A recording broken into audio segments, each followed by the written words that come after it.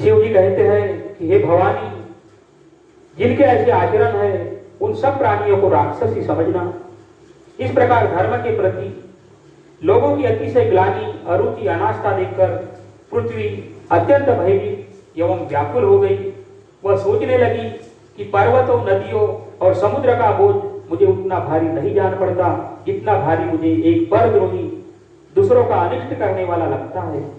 पृथ्वी सारे धर्मों को विपरीत देख रही है, पर रावण से भयभीत हुई वह कुछ बोल नहीं सकती। अंत में हृदय में सोच विचार कर गौ का रूप धारण कर धरती वहां गई जहां सब देवता और मुनि छिपे थे। पृथ्वी ने रोकर उनको अपना दुख सुनाया, पर किसी से कुछ काम न बना। तब देवता, मुनि और गंधर्व सब मिलकर ब्रह्मा जी के लोग सत्यलोक को गए। भय और शोक से अत्यंत व्याकुल बेचारी पृथ्वी भी गौ का शरीर धारण किए हुए उनके साथ थी। ब्रह्मा जी सब जान गए। उन्होंने मन में अनुमान किया कि इसमें मेरा कुछ भी वश नहीं चलने का। तब उन्होंने पृथ्वी से कहा कि जिसकी तू दासी है वही अविनाशी हमारा और तुम्हारा दोनों का सहायक है। ब्रह्मा जी ने कहा कि हे धरती, मन में धीरज धारण करके श्री हरि के चरणों का स्मरण करो। प्रभु अपने दासों की पीड़ा को जानते हैं। ये तुम्हारी कठिन विपत्ति का नाश करेंगे। सब देवता बैठकर विचार करने लगे कि प्रभु को कहां पावे ताकि उनके सामने पुकार करें। कोई वैकुंठपुरी जाने को कहता है और कोई कहता है कि वही प्रभु क्षीर समुद्र में निवास करते हैं। जिसके हृदय में जैसी भक्ति और प्रीति होती है, प्रभु वहां सदा उसी रीति से प्रकट होते हैं। जाके हृदय भगति जैसी प्रीति, प्रभुतः प्रकट सदा की रीति। हे पार्वती, उस समाज में मैं भी था। अवसर पाकर मैंने एक बात कही। मैं तो यह जानता हूं कि भगवान सब जगह समान रूप से व्यापक है। प्रेम से वे प्रकट हो जाते हैं। देश काल दिशा विदिशा में बताओ ऐसी जगह कहाँ है जहां प्रभु न हो। वे चराचरमय होते हुए भी सबसे रहित है और विरक्त है। उनकी कहीं आसक्ति नहीं है। वे प्रेम से प्रकट होते हैं जैसे अग्नि अव्यक्त रूप से सर्वत्र व्याप्त है, परंतु जहां उसके लिए अर्निमानांति साधन किए जाते हैं वहां वह प्रकट होती है।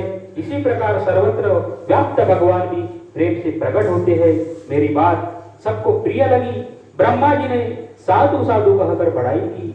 मेरी बात सुनकर ब्रह्मा जी के मन में बड़ा हर्ष हुआ। उनका तन पुलकित हो गया और नेत्रों से प्रेम के आंसू बहने लगे। तब वे धीर बुद्धि ब्रह्मा जी सावधान होकर हाथ जोड़कर स्तुति करने लगी कि हे देवताओं के स्वामी, सेवकों को सुख देने वाले, शरणागत की रक्षा करने वाले भगवान, आपकी जय हो, जय हो। हे गौ ब्राह्मणों का हित करने वाले, असुरों का विनाश करने वाले, समुद्र की कन्या श्री लक्ष्मी जी के प्रिय स्वामी, आपकी जय हो। हे देवता और पृथ्वी का पालन करने वाले, आपकी लीला अद्भुत है, उसका भेद कोई नहीं जानता। ऐसे जो स्वभाव से ही कृपालु और दीन दयालु है, मेरी हम पर कृपा करें। हे अविनाशी, सबके हृदय में निवास करने वाले अंतर्यामी, सर्वव्यापक, परम आनंद स्वरूप, अज्ञेय, इंद्रियों से परे, पवित्र चरित्र, माया से रहित मुकुंद, आपकी जय हो, जय हो। इस लोक और परलोक में सब भोगों से विरक्त तथा मोह से सर्वथा छूटे हुए ज्ञानी मुनि वृंद भी अत्यंत अनुरागी प्रेमी बनकर जिसका रात दिन ध्यान करते हैं और जिनके गुणों के समूह का गान करते हैं, उन सच्चिदानंद भगवान की जय हो। उन्होंने बिना किसी दूसरे संगी अथवा सहायकों के अकेले ही या स्वयं अपने को त्रिगुण रूप ब्रह्मा विष्णु शिव रूप बनाकर अथवा बिना किसी उपादान कारण के अर्थात स्वयं ही सृष्टि का अभिन्न निमित्तोपादान का कारण बनकर उन 3 प्रकार की सृष्टि उत्पन्न की। वे पापों का नाश करने वाले भगवान हमारी सुधि ले। हम न भक्ति जानते हैं न पूजा, जो संसार के जन्म मृत्यु के भय का नाश करने वाले हैं, मुनियों के मन को आनंद देने वाले और विपत्तियों के समूह को नष्ट करने वाले हैं। हम सब देवताओं के समूह मन वचन और कर्म से चतुराई करने की बात छोड़कर उन भगवान की शरण आए हैं। सरस्वती, वेद, शेष जी और संपूर्ण ऋषि कोई भी जिनको नहीं जानते, जिन्हें दीन प्रिय है, ऐसा वे पुकार कर कहते हैं, वे ही श्री भगवान हम पर दया करे। हे संसार रूपी समुद्र के मथने के लिए मंदराचल रूप पर वह सब प्रकार से सुंदर गुणों के धाम और सुखों की राशिनाथ, आपके चरण कमलों में मुनि, सिद्ध और सारे देवता भय से अत्यंत व्याकुल होकर नमस्कार करते हैं।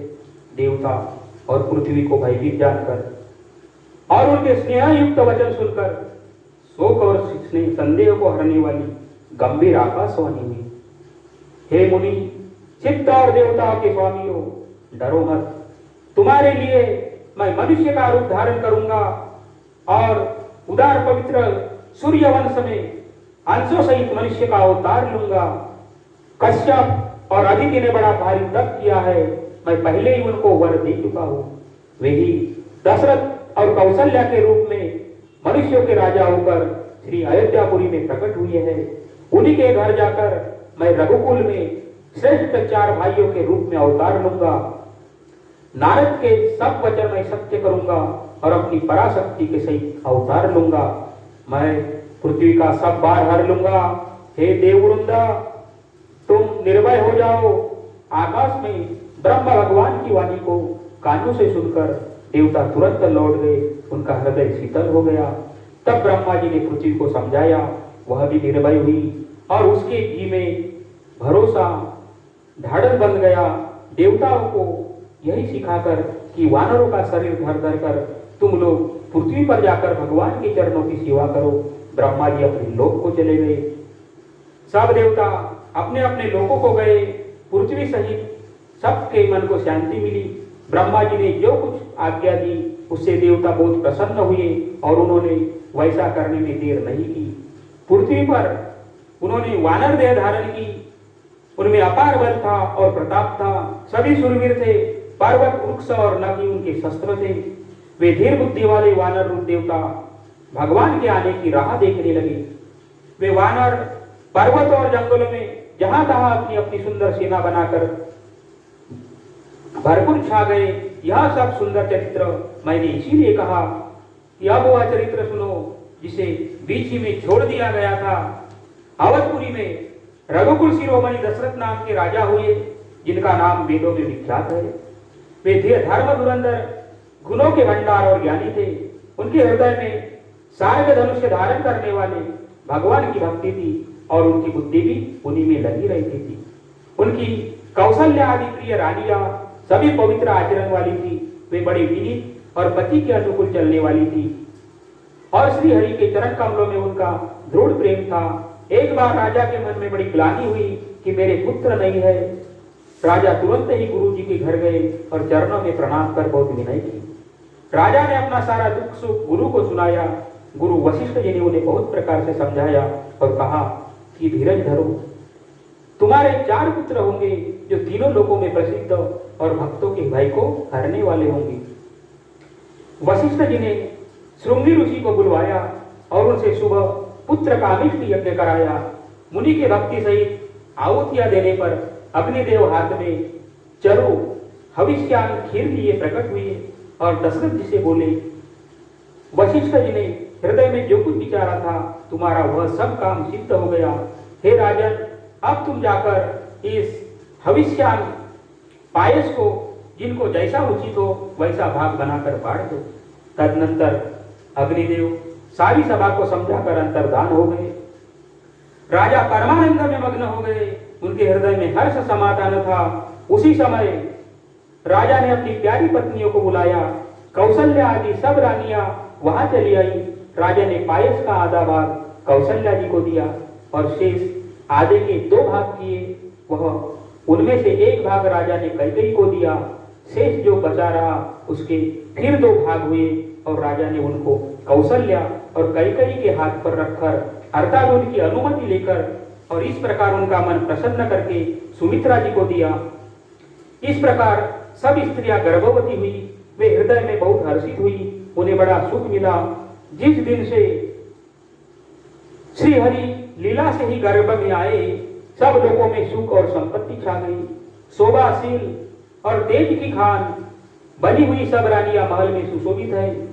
इस प्रकार कुछ समय सुखपूर्वक बीता और वह अवसर आ गया जिसमें प्रभु को प्रकट होना था। लोक गगन ग्रह भारती सकल भये अनुकूल, चर अरु अचर हर्ष जुत राम जन्म सुख मूल। योग लग्न ग्रह वार और तिथि सभी अनुकूल हो गए। जड़ और चेतन सब हर्ष से भर गए, क्योंकि श्री राम का जन्म सुख का मूल है। पवित्र चैत्र का महीना था, नवमी तिथि थी, शुक्ल पक्ष और भगवान का प्रिय अभिजीत मुहूर्त था। दोपहर का समय था, न बहुत सर्दी थी और न बहुत गर्मी थी। वह पवित्र समय सब लोगों को शांति देने वाला था। शीतल मंद और सुगंधित पवन बह रहा था। देवता हर्षित थे और संतों के मन में बड़ा चाव था। वन फूले हुए थे, पर्वतों के समूह मणियों से जगमगा रहे थे और सारी नदियां अमृत की धारा बहा रही थी। जब ब्रह्मा जी ने वह भगवान के प्रकट होने का अवसर जाना, तब उनके समेत सारे देवता विमान सजा सजा कर चले। निर्मल आकाश देवताओं के समूह से भर गया। गंधर्वों के दल गुणों का गान करने लगे और सुंदर अंजलियों में सजा सजा कर पुष्प बरसाने लगे। आकाश में घमाघम नगाड़े बजने लगे। नाग मुनि और देवता स्तुति करने लगे और बहुत प्रकार से अपनी अपनी सेवा उपहार भेंट करने लगे। सुर समूह विनती करी पहुँचे निज निज धाम, जग निवास प्रभु प्रगटे अखिल लोक विश्राम। देवताओं के समूह विनती करके अपने अपने लोक में जा पहुंचे। समस्त लोगों को शांति देने वाले जगदाधार प्रभु प्रकट हुए। दीनों पर दया करने वाले कौशल्या जी के हितकारी कृपालु प्रभु प्रकट हुए। मुनिया के मन को हरने वाले उनके अद्भुत रूप को विचार करके माता हर्ष से भर गई। नेत्रों को आनंद देने वाला मेघ के समान श्याम शरीर था। चारों भुजाओं में अपने खास आयुध धारण किए हुए थे। दिव्य आभूषण और वनमाला पहने थे। बड़े बड़े नेत्र थे। इस प्रकार शोभा के समुद्र तथा खर राक्षस को मारने वाले भगवान प्रकट हुए। दोनों हाथ जोड़कर माता कहने लगी कि हे अनंत, मैं किस प्रकार तुम्हारी स्तुति करूं। वेद और पुराण तुमको माया गुण और ज्ञान से परे और परिणाम रहित बतलाते हैं। श्रुतियां और संतगण दया और सुख का समुद्र सब गुणों का धाम कहकर जिनका गान करते हैं, वही भक्तों पर प्रेम करने वाले लक्ष्मीपति भगवान मेरे कल्याण के लिए प्रकट हुई है। वेद कहते हैं कि तुम्हारे प्रत्येक रूप में माया के रचे हुए अनेकों ब्रह्मांडों के समूह भरे हैं, वे तुम मेरे गर्भ में रहे। इस हंसी की बात की सुनने पर विवेकी पुरुषों की बुद्धि भी स्थिर नहीं रहती। जब माता को ज्ञान उत्पन्न हुआ तब प्रभु मुस्कुराए। वे बहुत प्रकार के चरित्र करना चाहते हैं, अतः उन्होंने पूर्व जन्म की सुंदर कथा कहकर माता को समझाया, जिससे उन्हें पुत्र का वात्सल्य प्रेम प्राप्त हो गया। माता की वह बुद्धि बदल गई।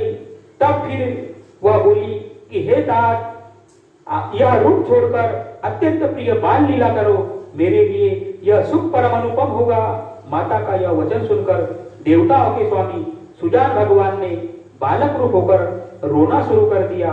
तुलसीदास जी कहते हैं कि जो इस चरित्र का गान करते हैं वे श्री हरि का पद पाते हैं और फिर संसार रूपी कूप में नहीं गिरते।